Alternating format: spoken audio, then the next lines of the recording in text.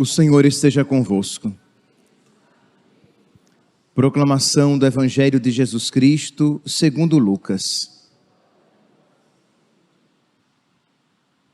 Naquele tempo, os discípulos contaram o que tinha acontecido no caminho e como tinham reconhecido Jesus ao partir o pão. Ainda estavam falando, quando o próprio Jesus apareceu no meio deles e lhes disse: a paz esteja convosco. Eles ficaram assustados e cheios de medo, pensando que estavam vendo um fantasma. Mas Jesus disse: por que estáis preocupados e por que tendes dúvidas no coração? Vede minhas mãos e meus pés, sou eu mesmo, tocai em mim e vede. Um fantasma não tem carne nem ossos, como estáis vendo que eu tenho. E dizendo isso, Jesus mostrou-lhes as mãos e os pés, mas eles ainda não podiam acreditar, porque estavam muito alegres e surpresos. Então Jesus disse: tendes aqui alguma coisa para comer? Deram-lhe um pedaço de peixe assado. Ele o tomou e comeu diante deles. Depois disse-lhes: são estas as coisas que vos falei, quando ainda estava convosco. Era preciso que se cumprisse tudo o que está escrito sobre mim, na lei de Moisés, nos profetas e nos salmos. Então Jesus abriu a inteligência dos discípulos para entenderem as Escrituras e lhes disse: assim está escrito, o Cristo sofrerá e ressuscitará dos mortos ao terceiro dia, e no seu nome serão anunciados a conversão e o perdão dos pecados a todas as nações, começando por Jerusalém. Vós sereis testemunhas de tudo isso. Palavra da salvação.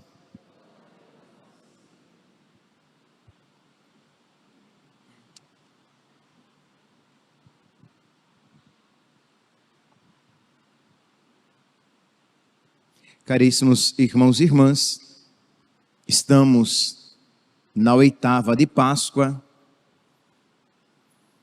Na oitava de Páscoa, a igreja nos convida a viver esses 8 dias como um único dia, o único e o mesmo dia de Páscoa.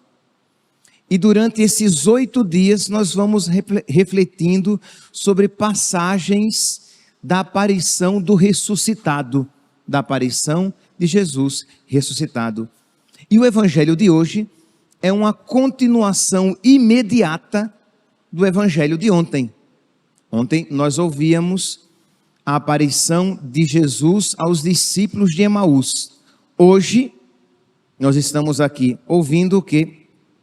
A chegada dos discípulos de Emaús ao grupo dos 11, já que Judas se enforcara, então eles encontram agora os 11 e eles relatam aquilo que tinha acontecido. E diz aqui que diante daquelas palavras, os apóstolos, os discípulos, eles de imediato não acreditaram. Nós vemos aqui um turbilhão de sentimentos e nós podemos ver o quanto os sentimentos, às vezes, por sentimentos, compreendamos aqui o excesso, o exagero dos sentimentos, ele pode comprometer a salubridade da nossa fé, uma fé sadia. Uma fé sadia, ela não é uma fé exageradamente sentimental. Nós temos sentimentos, mas tudo que é muito é demais. Só não o amor a Deus. O resto, tudo que é muito é demais. E muito sentimento, seja ele qual for, vai comprometer a nossa vida espiritual. Nós vimos no evangelho que falava de terça-feira de Maria Madalena, ela, muitas lágrimas, muita emoção, ela não reconheceu o Senhor. Ontem, os discípulos de Emaús, muita tristeza, eles não reconheceram o Senhor. Hoje, nós vemos o quê? Medo, muita alegria e surpresa. Versículo 37, eles ficaram assustados e cheios de medo, e isso lhes comprometeu a fé. Versículo 41, mas eles ainda, aí Jesus foi e deu provas, diz: olha, sou eu mesmo, vede minhas mãos e os meus pés, tocai em mim. Um fantasma não tem carne nem ossos. Mas diz aqui, mas eles ainda não podiam acreditar, porque estavam muito alegres e surpresos. Isto é, até a alegria se tornou um empecilho para a fé verdadeira. Por quê, meus irmãos? Vamos aqui nos ater a este ponto. Por que a alegria, esta muita alegria e surpresa, se tornou um empecilho para reconhecer Jesus e Jesus ressuscitado? Porque eles não tinham compreendido a paixão. Quem não compreende a paixão, não compreenderá a ressurreição. Quem se escandaliza com a paixão, achará a ressurreição inacreditável, muito boa para ser verdade, mas não é verdade. Então, quando a gente está muito alegre, neste caso aqui, demonstra o quê? Que eles estavam diante de um fato para eles inacreditável. Seria muito bom, mas não pode ser verdade. Por quê? Porque eles não tinham compreendido a paixão. É por isso que no evangelho de ontem, aos discípulos de Emaús, diz que Jesus disse: como sois sem inteligência e lentos para acreditar em tudo que os profetas falaram.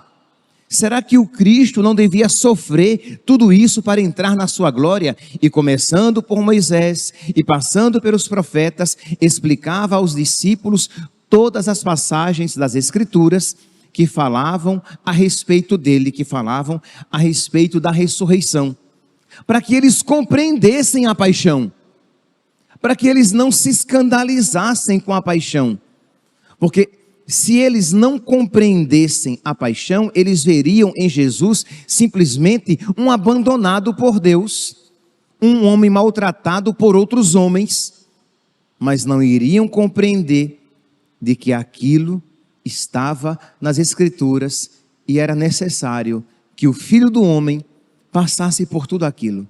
No Evangelho de hoje, diz aqui que Jesus lhes diz: depois disse-lhes: são estas as coisas que vos falei quando ainda estava convosco. Era preciso que se cumprisse tudo o que está escrito sobre mim na lei de Moisés, nos profetas e nos salmos. Jesus lhes abriu a inteligência para entenderem as Escrituras e começou a lhes explicar as Escrituras. O Cristo sofrerá e ressuscitará dos mortos ao terceiro dia, e no seu nome serão anunciados a conversão e o perdão dos pecados a todas as nações. Então Jesus vai explicar as Escrituras. Por quê? Porque eles ainda estavam escandalizados com o sofrimento, eles ainda estavam escandalizados com a paixão.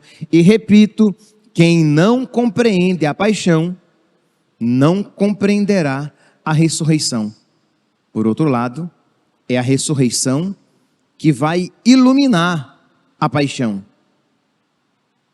E quem crê de verdade na ressurreição, não se escandaliza com o sofrimento, não se escandaliza com a paixão.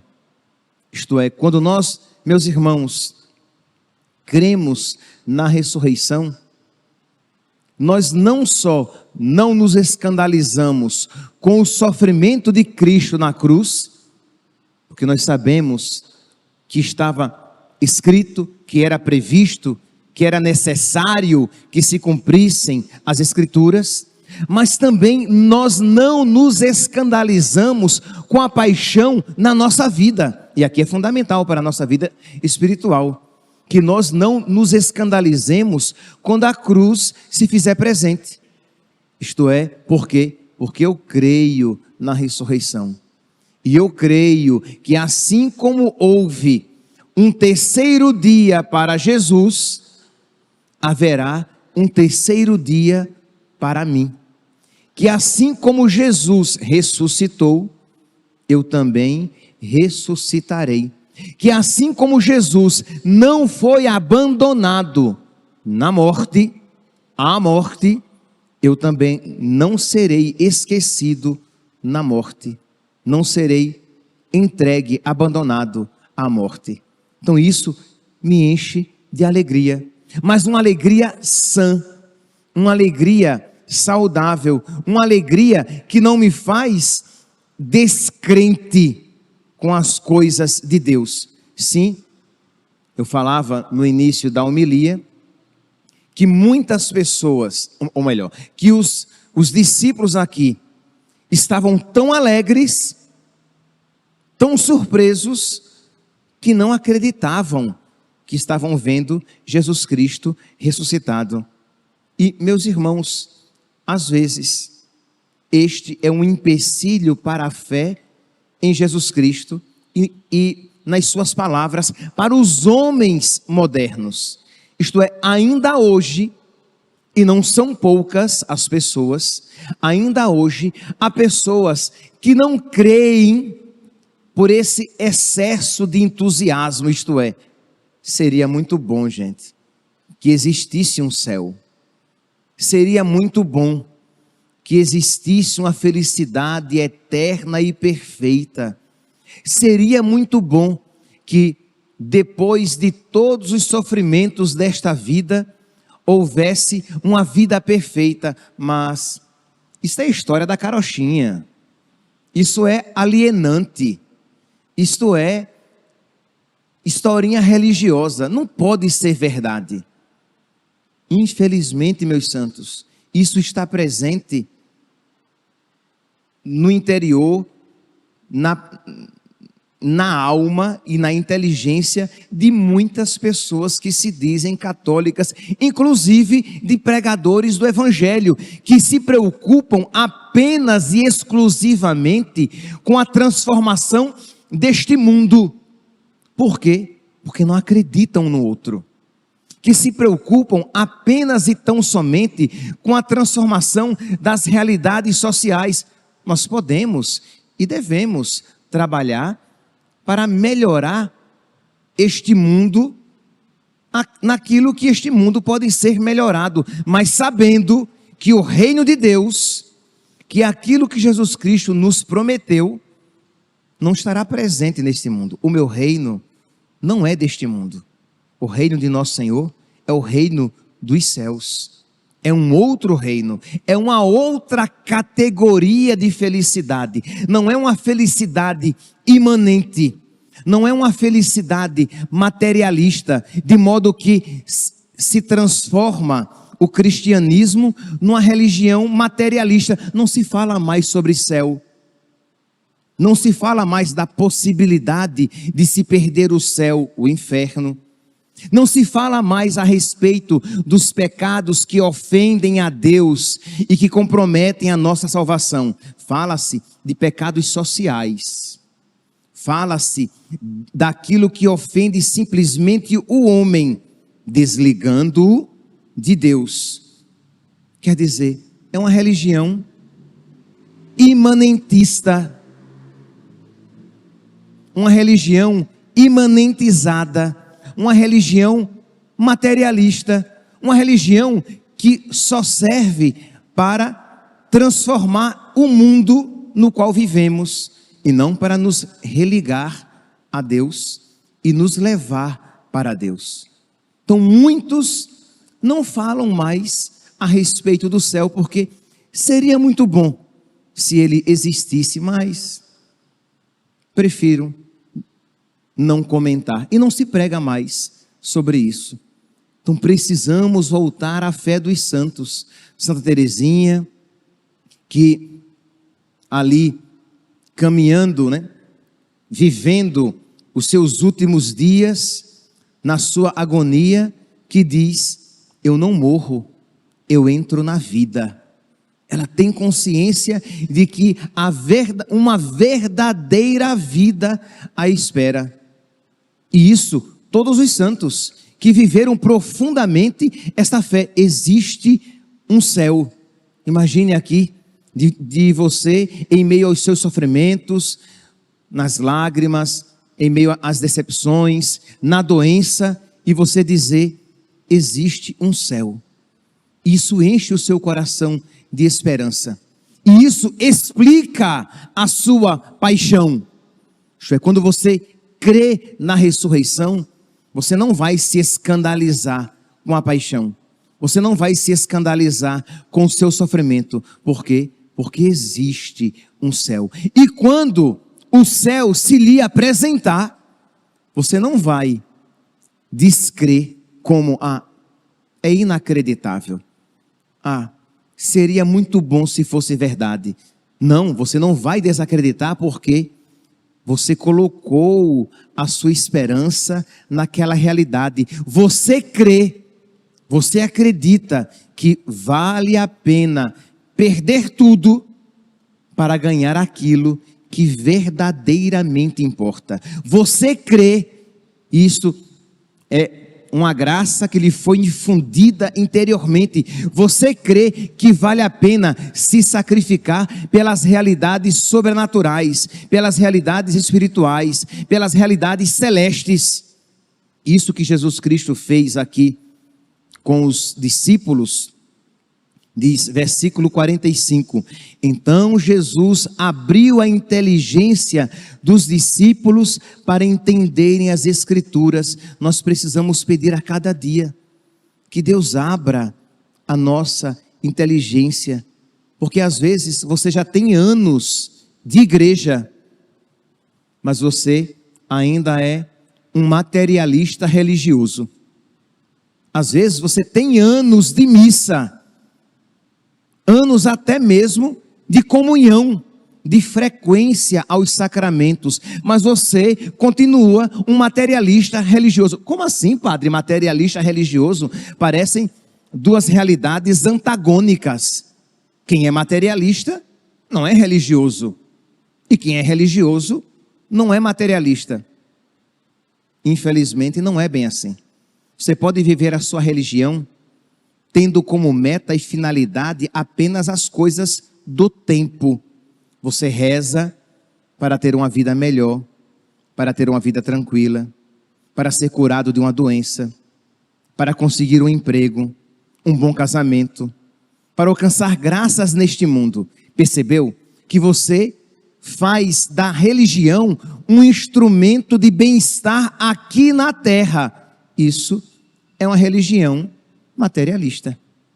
Você está voltado para as coisas deste mundo simplesmente, quando a nossa religião, a nossa santa religião, aquela que nos foi ensinada por nosso Senhor Jesus Cristo, que nos foi revelada por nosso Senhor Jesus Cristo, nos ensina a voltar os nossos olhos para o céu. Sim, caminhando entre as coisas deste mundo e procurando fazer deste mundo um mundo melhor naquilo que for possível, mas sempre com os olhos voltados para o céu.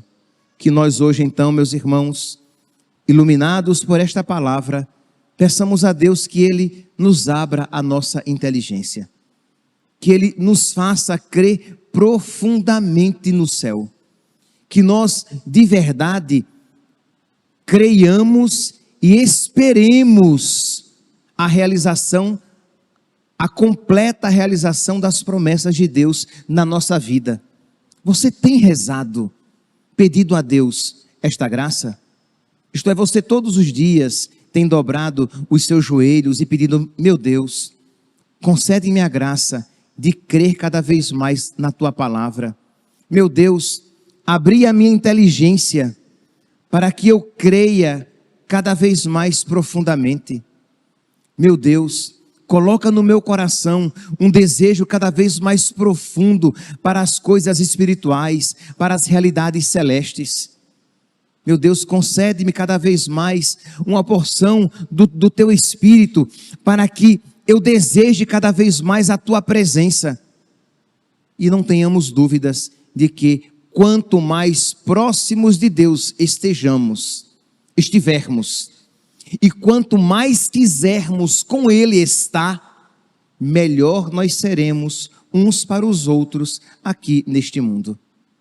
Porque o diabo, e com isso vou terminando, coloca no nosso coração a mentira de que quanto mais no céu você pensar, menos na terra você pensará, mais as coisas da terra você desprezará. Não!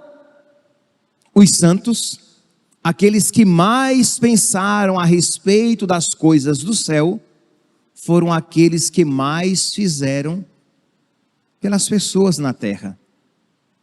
Pensemos aqui em Santa Teresa de Calcutá, apaixonada por Deus, desejosa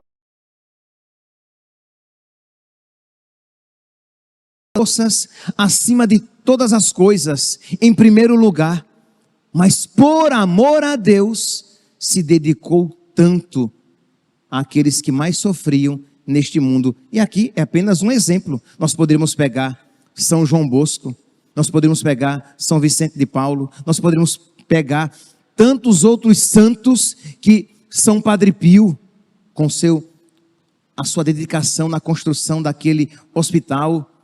Isto é, quanto mais próximos de Deus estivermos, e quanto mais as realidades celestes forem vivas e presentes no nosso coração, mais a caridade pelos nossos irmãos vai se manifestar. Peçamos a Deus esta graça, para que nós bem possamos viver esta oitava de Páscoa que estamos vivenciando. Louvado seja nosso Senhor Jesus Cristo. Para sempre seja louvado.